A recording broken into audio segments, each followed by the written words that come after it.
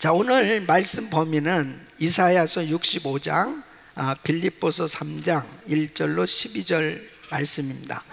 이사야서 65장은 특별히 택함받은 이스라엘 백성들을 향한 이 하나님의 긍휼하심, 하나님의 은혜가 얼마나 풍성한지, 정말 그 하나님의 은혜가 얼마나 큰지를 말씀하는 내용이에요.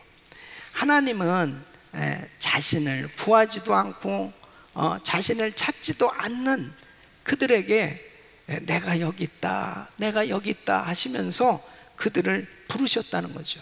그리고 그들이 돌아오기를 그토록 기다리셨다는 거예요. 그래서 1절로 2절 보면은 나는 나를 구하지 아니하던 자에게 물음을 받았으며 나를 찾지 아니하던 자에게 찾아냄이 되었으며 내 이름을 부르지 아니하던 나라에게 내가 여기 있노라, 내가 여기 있노라 하였노라. 내가 종일 손을 펴서 자기 생각을 쫓아 불선한 길을 행하는 패역한 백성들을 불렀나니, 종일 손을 펴서 그 패역한 백성들, 죄악에 빠져있는 백성들, 우상 숭배하는 백성들, 하나님을 떠난 백성들, 돌아오라 돌아오라, 내가 여기 있다, 계속 그렇게 기다리셨다는 거예요. 그렇게 하나님께서 정말 그런 마음을 가지고 기다리시고 부르셨지만은 그들은 계속해서 우상을 숭배하면서 하나님을 정말 화나게 만드는 겁니다. 하나님에게 이 분을 더하게 하는 그런 행위들을 하는 거예요. 그래서 4절에 보면은 그렇습니다. 4절 보면 그들이 무덤 사이에 앉으며 은밀한 처소에서 지내며 돼지고기를 먹으며 가증한 물건에 국을 그릇에 담으면서 그랬습니다. 그러니까 그들이 하나님을 능욕하는 것입니다. 무덤 사이에 앉았다는 것은 이제 그들이 죽은 신들을 섬기는 이 무속적 행위를 의미하는 거예요. 그러면서 은밀한 처소에서 지내며, 이것은 거짓 신들로부터 이 계시를 받는 그런 행위입니다. 그러니까 하나님 앞에 돌아오라, 그렇게 팔을 벌리시고 계속 그들을 부르고 계셨지만은 그들은 점점 더 패역한 짓을 하기 시작하는 것입니다. 그래서 출애굽기 34장 7절에 보면은 이런 패역한 자들의 행위를 보응하실 것을 말씀하시는데, 인자를 천대까지 베풀며 악과 과실과 죄를 용서하나 형벌 받을 자는 결단코 면제하지 않고 아비약을 자녀손 3, 4대까지 보응하리라 그랬습니다. 그러니까 이렇게 하나님 앞에 돌아오라고 말씀을 계속 주님께서 하시고, 또 선지자를 보내서 그렇게 말씀을 주셔도 받아들이지 않고 그 하나님의 진노를 사는, 그 분을 더하게 하는 이런 짓을 하는 이 백성들을 하나님께서 그냥 두실 수가 없었던 거예요. 그런데 그렇게 진노 가운데서도 축복을 받는 사람들이 있어요. 그 사람들이 어떤 사람이냐, 9절로 10절 보면은 그렇습니다. 9절로 10절, 내가 야곱 중에서 씨를 내며 유다 중에서 나의 산들을 기업으로 얻을 자를 내리니 나의 택한 자가 이를 기업으로 얻을 것이요 나의 종들이 거기 거할 것이라. 샤론은 양떼의 우리가 되겠고 아골 골짜기는 소떼에 눕는 곳이 되어 나를 찾은 내 백성의 소유가 되려니와 그랬습니다. 그러니까 그 우상 숭배하는 패역한 백성 속에서 하나님을 신뢰하고 의지하고 살아가는 소수의 남은 자들이 있다는 거예요. 그 사람들에게 하나님께서 보호해 주시고 그들의 후손을 또 보호하실 뿐 아니라 결국 회복할 그 땅에서 상속자로 삼아 주시겠다. 여러분, 이 세상이 아무리 죄악이 관영하고 정말 하나님의 진노 가운데 멸하식으로 작정할 만큼 그렇게 폐역한 세대 가운데서도 특별히 구별받아서 하나님의 사랑을 받는 백성들은 있게 돼 있어요. 예. 바로 저와 여러분이 꼭 그렇게 될 수 있기를 바랍니다. 예. 그러니까 하나님께서 인간 지으심을 한탄하시고 홍수로 세상을 멸하실 때도 그러나 노아는 하나님의 은혜를 입었더라 그랬습니다. 그러니까 이런 죄악된 세상에서는 정말 은혜 받아야 됩니다. 은혜 받아야 돼요. 그러니까 은혜 충만한 가운데 있으면은 아무리 세상을 멸하시기로 작정하는 그런 상황 가운데서도 하나님 마음에 꼭 드는 사람이 되면 우리 주님이 보호해 주시는 거예요. 네? 그런 은혜를 받으실 수 있기를 바랍니다. 그러나 반대로 하나님 앞에 폐역한 자녀들, 계속해서 말 안 듣고 끊임없이 불순종하고 자기 멋대로 살아가는 사람들, 하나님 결국 심판하신다는 거예요. 그래서 13절로 15절 보면 이렇게 하나님의 사랑을 받은 사람, 그 사람들은 하나님의 종이라고는, 하나님의 택한 자녀들 가운데서도 특별히 이렇게 하나님을 신뢰하고 의지하고 순종하는 그 자녀들과 그렇지 못한 폐역한 가운데 살아가는 사람들을 이렇게 비교하고 있어요. 첫째는 나의 종들은 먹을 것이로되 너희는 줄일 것이고, 나의 종들은 마실 것이로되 너희는 갈할 것이고, 나의 종들은 기뻐할 것이로되 너희는 수치를 당할 것이고, 나의 종들은 마음이 즐거움으로 놀아 할 것이로되 너희는 마음이 슬픔으로 울며 심령이 상함으로 통곡할 것이고, 또 너희가 남겨놓은 이름은 내가 택한 자의 저주거리가 될 것이라. 주 여호와 내가 너를 죽이고 내 종들은 다른 이름으로 부르리라. 그래서 이렇게 아주 구체적으로 천국과 지옥이 나눠질 것을, 이 분명한 심판을 말씀하고 있어요. 그러니까 하나님의 사랑받는 자녀들은 주님이 심판하실 때 이 심판에 영향을 받는 게 아니고 오히려 축복이에요. 그런데 하나님 말씀대로 살지 아니하는, 결국 불순종하는 자리에 있는 사람들은 결국은 통곡할 날이 온다는 겁니다. 통곡할 날이, 울며 영원토록 통곡할 날이 온다는 것입니다. 여러분, 메시아 그리스도가 오시면 이 땅은 새하늘과 새 땅으로 만들어지고 그곳에서 1000년 동안 왕노릇하면서 우리 주님과 함께 더불어 살 분명한 약속을 우리에게 주시는 줄로 믿습니다. 그래서 성경에는 이 천년 왕국에 대해서 분명히 약속하고 있는데 오늘 바로 그 맛을 조금 보여주고 있어요. 그러니까 이사야서를 통해서 이 마지막 때 되어질 일 가운데 이제 천년 왕국이 이루어질 것까지 지금 예언하고 있어요. 정말 놀라운 말씀이죠.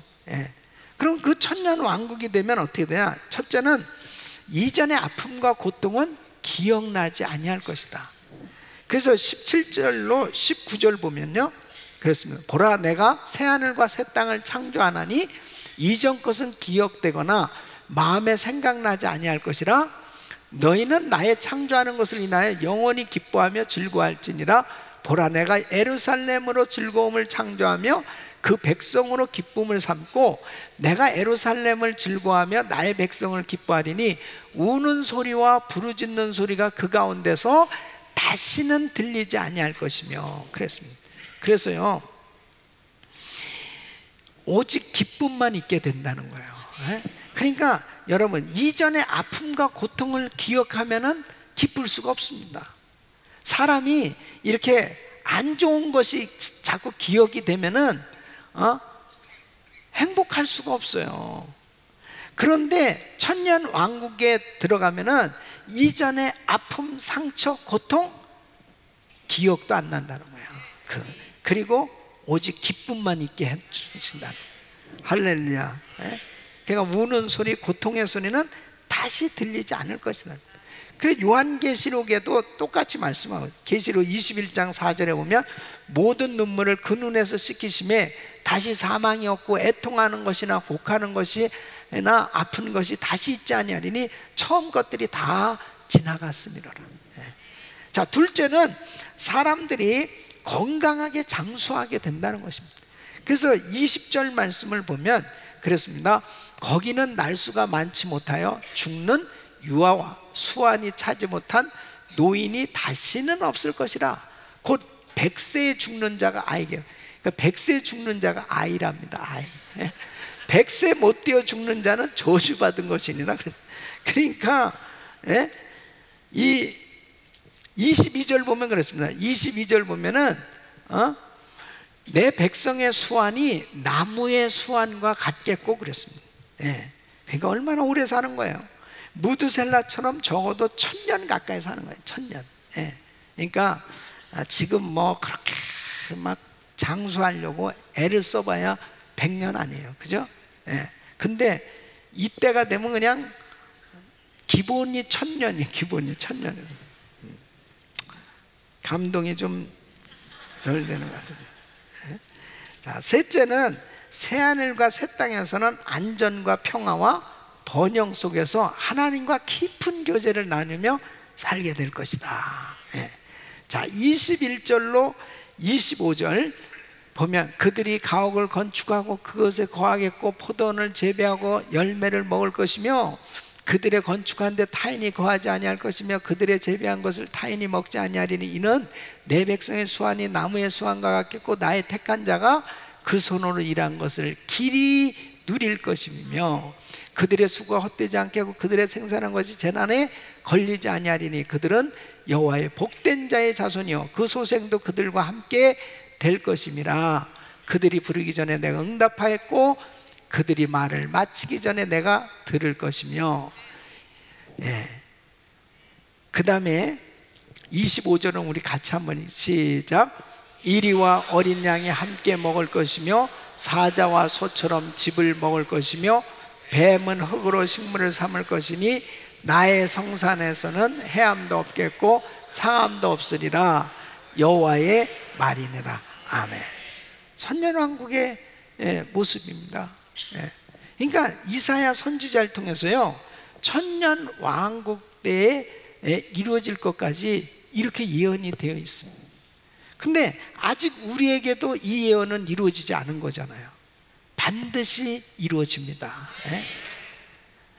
자, 그래서 우리가 여기서 교훈을 얻을 수 있는 것은 어떻게 살아야 될 것이냐.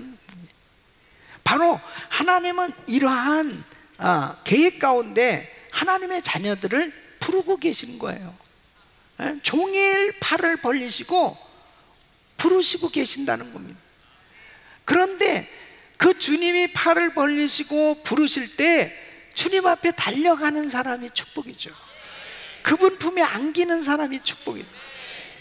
이렇게 엄청난 하나님의 축복을 예비해 놓고 부르고 계신데 참 답답한 것은 이렇게 부르고 계시지만은 계속 하나님을 열받게 하는 사람들이 있다는 거예요. 계속 하나님을 아주 그냥 분내게 하는 짓만 하는 사람들이 있어요. 바로 그러한 사람들은 결국 망한다. 그걸 말씀하고 있어요. 그러니까 항상 우리는 정말 이렇게 하나님의 타임 스케줄, 앞으로 되어질 모든 일들을 미리 이렇게 보여주시는데 항상 이 하나님의 이 축복의 자리에 주인공이 될 수 있기를 바랍니다. 그러니까 우리가 이렇게 정말 은혜의 자리에 있다는 게 얼마나 축복일까요? 얼마나 축복입니까? 이런 것들이 영적으로 열려질 수 있기를 바랍니다. 그러니까 이사야 선지자는 천년 왕국 때 이루어질 것까지 이미 하나님이 계시를 주셔서 다 그것을 알게 되고 그 말씀을 모든 백성들한테 선포할 때 그 기분이 어땠을까? 그런 생각을 해요. 예? 정말 하나님의 말씀을 들어도 귀가 닫혀져서, 예?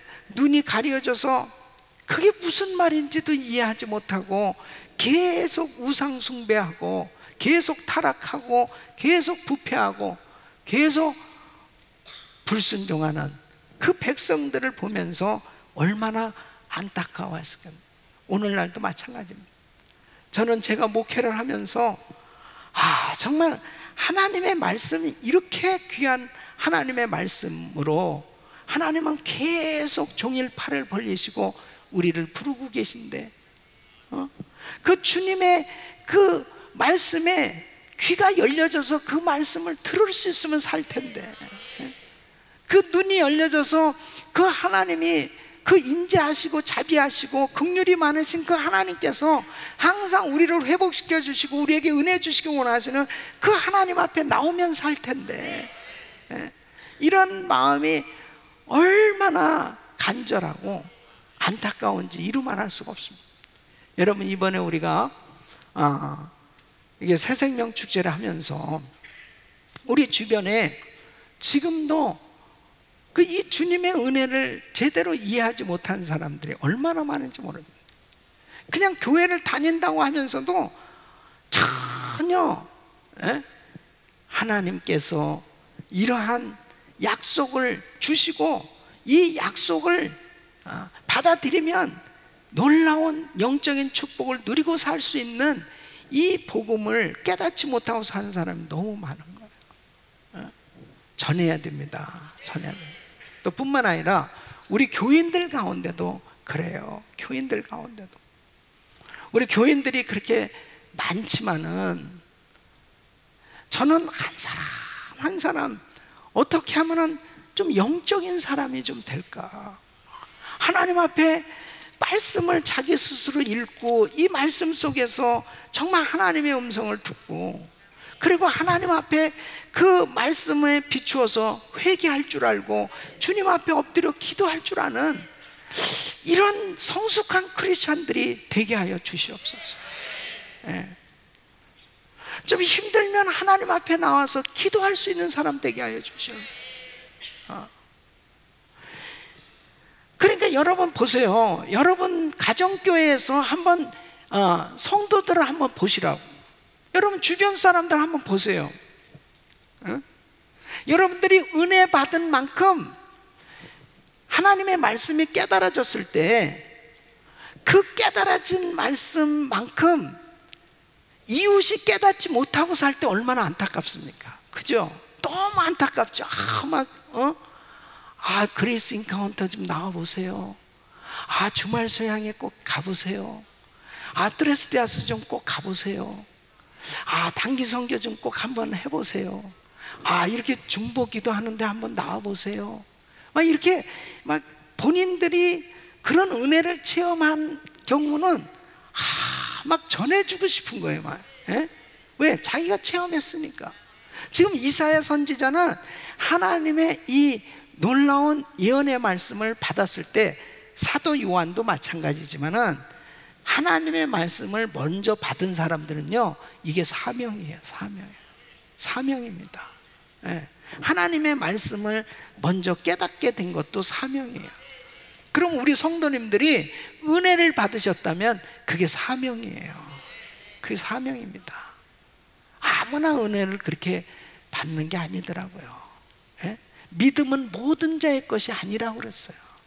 그러니까 하나님의 말씀을 정말 내가 믿음으로 받아들여질 수 있다는 것은 축복입니다. 그래서 지금 이제 내일이 이사야서 이제 66장 이렇게 맞춰지거든요. 요번에 정말 이렇게 이사야서를 한번 그냥 전체적으로 통째로 쫙 이렇게 뚫어할 수 있는 것은 참 축복이에요. 이제 제가 금요일마다 지금 이제 이사야서 6장에서 멈췄거든요. 6장에서. 그 이제 조금 더 자세하게 이제 한 장씩 그렇게 이제 말씀을 또 나눌 거예요. 그러니까 금요일마다 여러분들이 나오셔서 계속 그 말씀을 다시 한번 되새기고, 그래서 나는 정말 어느 자리에 있어야 되는가, 벌써 이사야 선지자처럼 영적으로 깨어서 앞으로 될 일들을 훤히 바라보고 준비하는 하나님의 종처럼 이 시대를 말씀으로 분별하고 준비할 수 있는 깨어있는 성도가 될 수 있기를 바랍니다. 그러면서 그 말씀 붙들고 기도할 때 어떤 역사가 일어나겠냐고요. 예? 하나님의 놀라운 기적은 계속 나타나는 거예요. 예. 자, 빌립보서 3장 1절로 12절 말씀은, 이제 이 본문 말씀은요, 사도 바울이 과거에 자기가 자랑하던 것들에 대해서 지금 말을 하고 있어요. 예. 사람들이 자꾸 자기 육체에 대한, 자기 환경에 대한, 자기 집안에 대한, 자기의 어떤 학벌이나 이런 것들에 대해서 자랑한다면 나도 얼마든지 자랑할 것이 있다 하는 거예요. 예. 그래서 그가 5절로 6절에 보면은 8일 만에 할례 받았다는 것입니다. 자기가 얼마나 정통 유대인인가 하는 것을, 지금 이제 유대인들의 공격을 받잖아요. 예? 이 유대주의자들, 또 교회 내에 이 유대인 크리스천들 가운데 굉장히 이렇게 율법주의에 사로잡혀 있는 사람들이 있습니다. 이 사람들에게 그러는 거예요. 나는 8일 만에 할례를 받았고, 예. 그리고 이스라엘의 족속이요, 베냐민 지파요. 내가 베냐민 지파라는 베냐민 지파. 이 베냐민 지파라는 것은요, 이것은 이스라엘 중에서도 정통 이 뼈대 있는 가문입니다. 그런 뜻입니다. 예. 히브리인 중에 히브리인이요. 그래서 율법으로는 바리새인이 아무나 되는 게 아닙니다. 우리는 이제 바리새인 그러면 욕할 때 이 바리새인 같은, 그런데 이스라엘에서는요, 바리새인 되려면 진짜 어려운 겁니다. 성경을 달달 외워야 되고 정말 굉장한 수준에 있는 사람이 바리새인 되는 거예요. 예. 그 자기가 바리새인인, 또 열심으로는 교회를 핍박하고 율법의 의로는 흠이 없는 자로들. 그래서 왜 교회를 열심히 핍박했냐면 저 이단들이라고 생각해요. 왜? 아니, 예수가 메시아가 아닌데, 예수가 그리스도가 아닌데 자꾸 예수를 전하니 저 사람들은 저거 잘못 믿는 사람들이야. 그러니까 저 사람들은 정신을 차리게 해줘야 돼. 저 교회를 다 없애버려야 돼. 예수 믿는 사람 다 가둬버려야 돼. 그래서 막 스데반 같은 사람 죽이는데 앞장선. 그렇게 열심히 했던 그 이유가 뭐냐면 자기는 정통 유대인이라는 거예요. 예. 그리고 최고의 엘리트 종교인이라는 거예요. 예. 그런데 자기가 다메섹 도상에서 예수님을 만나게 된 겁니다. 그 예수님을 만나고 나서 보니까, 와, 내가 그렇게 육체적으로 자랑하고 신뢰했던 것이 진짜 아무것도 아니라는 거예요. 배설물처럼 여기노라. 그래서 3절 말씀 보면 그렇습니다. 또한 모든 것을 해로 여기면 내 주 그리스도 예수를 아는 지식이 가장 고상함을 인하며 내가 그리스도를 위하여 모든 것을 잃어버리고 배설물로 여기면 그리스도를 얻고. 진짜 예수님 안에서 최고의 가치를 발견하고 나니까 다른 어떤 것에 참 가치가 없다는 것을 깨닫게 됐다는 거예요. 진짜 가치를 발견하고 나니까 내가 그렇게 대단하게 여기두고 자랑했던 것이 진짜 배설물 같이 보여요. 배설물은 똥이란 얘기입니다. 똥. 예. 그러니까 아무것도 아니었다는 거예요. 예. 이렇게 확실한 영적인 변화가 일어나야 진정한 크리스천의 삶이 될 수 있어요. 예. 그러니까 내가 예수님을 만났음에도 불구하고 만일 세상 것을 가지고 그것을 의지하고 믿고 자랑하고 있다면은 사실은 진짜 그렇게 큰 은혜 받은 거 아니에요. 영적인 사람이 안 된 거예요. 그럼 왜 바울은 예수님을 만나서 이렇게 이런 것들을 배설물로 여기게 됐냐면, 그가 생각한 것은 율법을 지켜서 구원을 받는 게 아니라는 것을 알게 된 거죠. 예. 믿음으로 구원을 받게 됐다는 거예요. 믿음으로. 그러니까 이게 어마어마한 진리인 거예요. 예수께서 십자가에서 죽으심으로 그 죄사함의 길을 열어놓으셨는데, 그것을 내가 믿음으로 하나님께로부터 의롭다함을 받게 됐고, 성령을 받음으로 내가 완전히 새 사람이 되어진 것은 믿음으로 된 것이지 어떤 율법을 준수해서 된 것이 아니라는 사실을 딱 깨닫게 됐을 때, 내가 그렇게 율법적으로 살아보려고 애를 썼던 이런 모든 것들이 다 아무것도 아니구나 이거예요. 그렇잖아요. 아무것도 아닙니다. 그래서 그는 빌립보서 3장 9절에 이렇게 말씀합니다. 그 안에서 발견되려 하면이 내가 가진 의는 율법에서 난 것이 아니요 오직 그리스도를 믿음으로 말미암은 것이니 곧 믿음으로 하나님께로서 난 의라. 그래서 바울이 예수 안에서 발견한 최고의 가치가 이것이라는 거예요.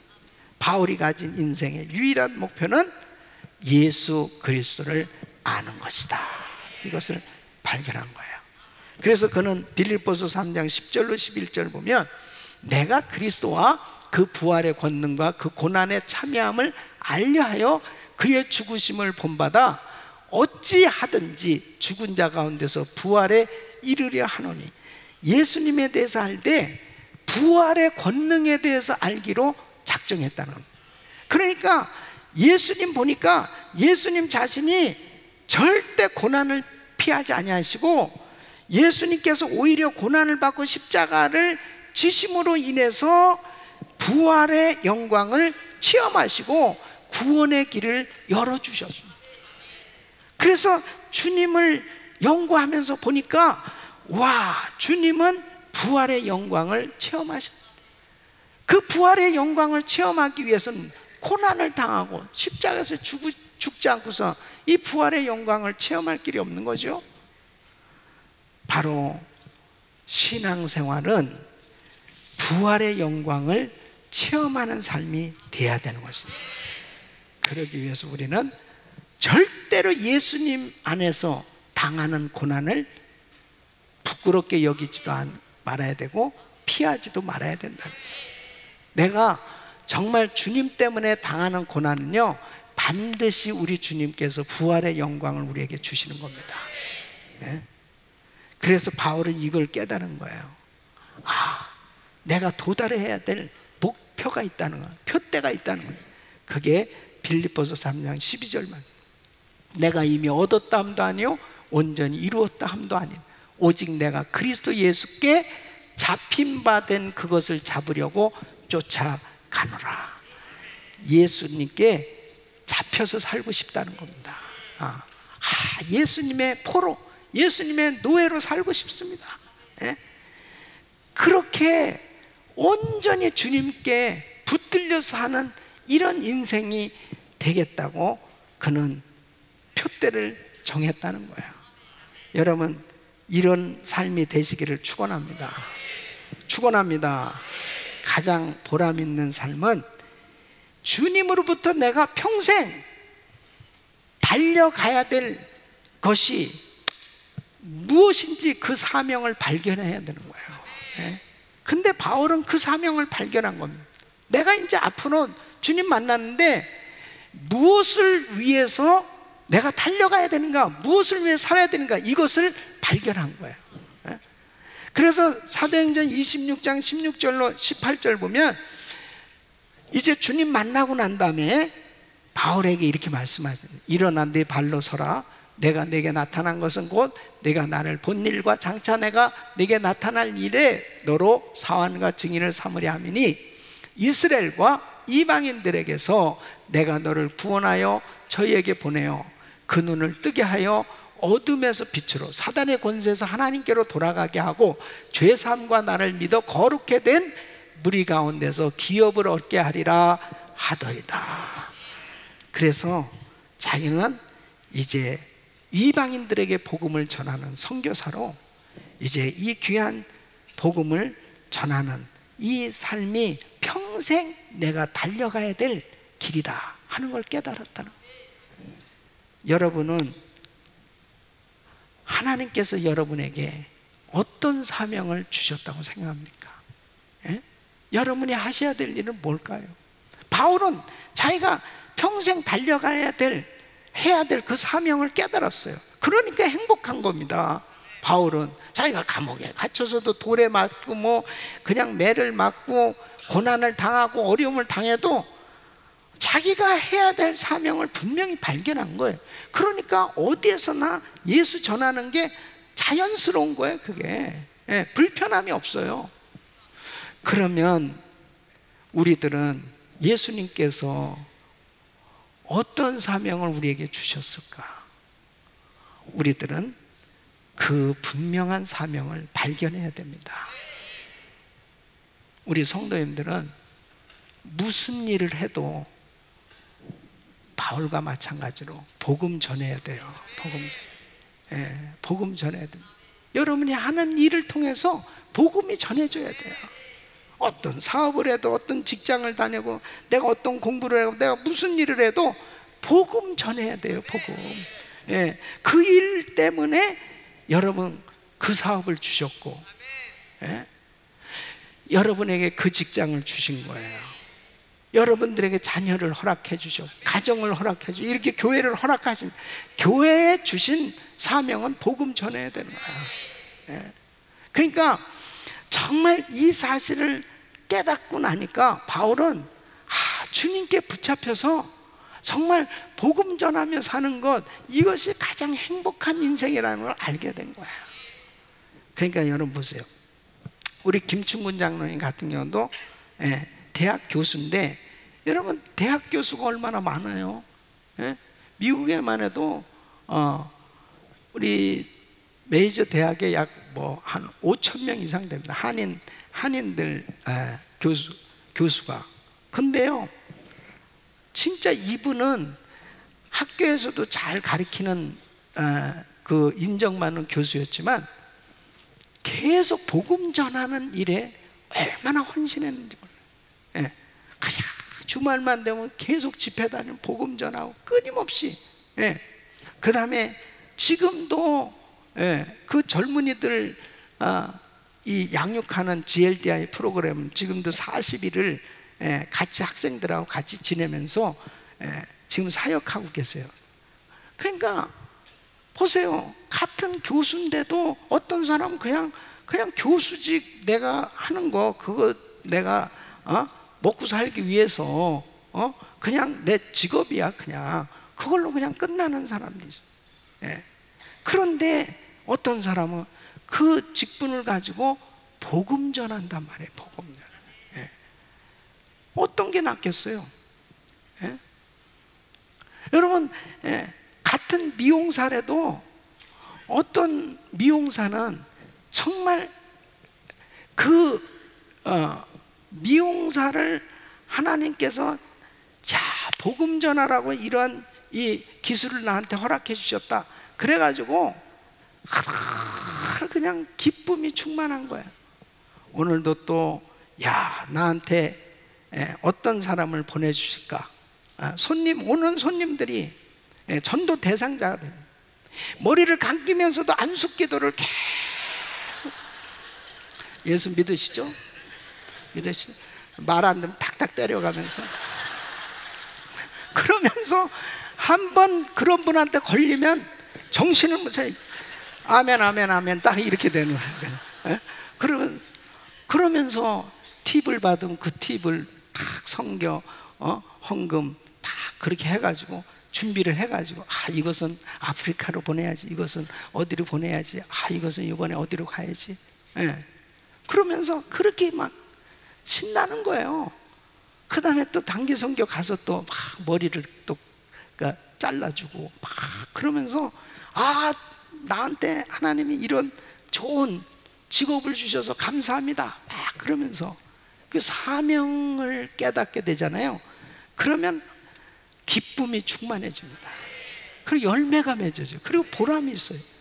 근데 이 사명을 깨닫지 못하면 남편 잘못 만나서 내가 맨날 이렇게 서서 남의 머리나 만져야 되고, 그런 사람한테 걸리면요 기분 되게 나쁩니다. 잘못하면 막 그냥 거기다가 머리도 잘 안 나와요.